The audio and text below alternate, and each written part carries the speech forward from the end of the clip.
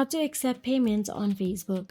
First of all, go to Facebook's business payment settings, log in if you are not already logged in, and select an account if you have more than one Facebook account.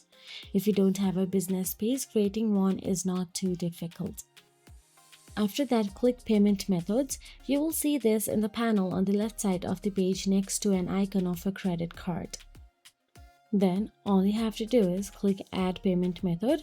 You will see this centered on the right side of the page. You will need to be a financial editor of your business to be able to continue. If you are, select I am a finance editor and click Next. After that, select your location and currency. You will have the same options if you are using the mobile app. Click the circle next to the payment method you want to add and click Next to continue. The options are the same in the mobile app as well.